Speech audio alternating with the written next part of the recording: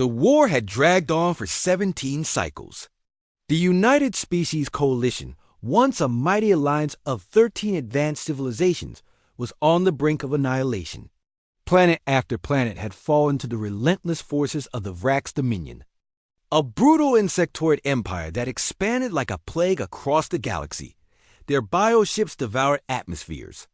Their ground forces tunneled into the very bones of planets. Their queens bred armies in days. Admiral Zelaren of the Velari sat silently in the dim war chamber, eyes fixed on the holomap. Every flashing red light was a lost system. Only 5 remained, there, adapting too fast. General Mdoff of the Gronak grunted, his tusks twitching in frustration. Our strategies are outdated before they're even executed. The chamber buzzed with low mutterings of despair until the door slid open and a strange figure stepped in. Clad in matte black armor, shorter than most species in the room, but exuding an energy none could ignore. It was the human. Commander Elena Ward didn't wait for formalities. "I've read the reports," she said. "You're losing because you're fighting like this is a gentleman's war."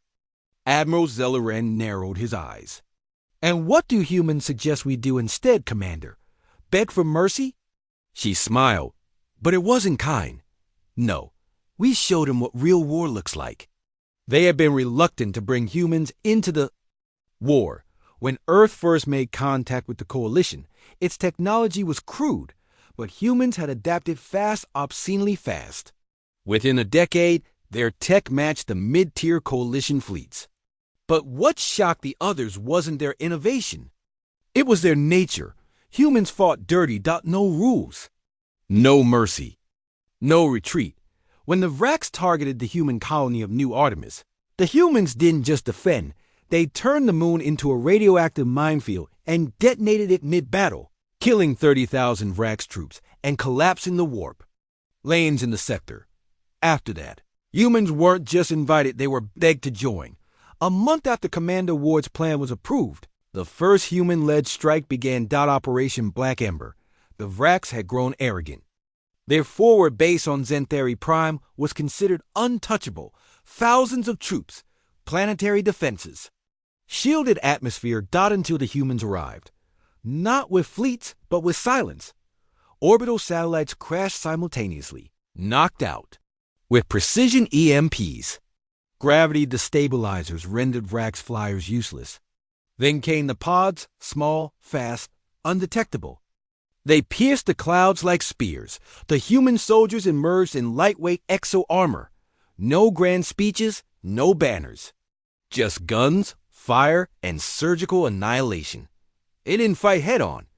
They targeted food supplies, breeding queens, power, conduits, command tunnels. And when the Vrax tried to regroup, a human war drone nicknamed Cerberus self-detonated at the heart of the Hive command. 6,000 Vrax officers died instantly. Zenthari Prime fell in 2 days. After that, the war changed. The humans introduced terms the Coalition had never used: psychological warfare, guerrilla tactics, plasma mines disguised as corpses, and blackout raids. Entire Vrax colonies began to collapse, not from loss of ships, but from fear. Their soldiers refused to deploy on nights with full moons. Rumors of invisible humans with fire in their veins spread like wildfire. One Vrax broadcast, intercepted on open frequencies, was replayed in Coalition halls. "They kill us while we sleep. They do not honor battle. They hunt us like animals. They laugh while we die." The laughter part wasn't true, but it helped the humans to let it spread. 3 months later, Admiral Zelaren stood again in the war chamber. This time, the holomap showed something unimaginable: green lights pushing, back red, liberated systems, recaptured colonies, and in the center of it all human. Fleets leading the charge. Elena Ward leaned against the table, sipping thick alien tea like it was just another day. "You turn the tide," Zelaren finally said, his voice heavy with awe. "No," she replied, setting down the cup. "You were just playing chess. We brought the flamethrower." The final battle was over Vraxa Ultra. Their homeworld. Coalition fleets surrounded the system. But they never fired. Instead, hundreds of pods dropped into the atmosphere, each one containing just one human soldier. Suicide mission? Not quite, Each.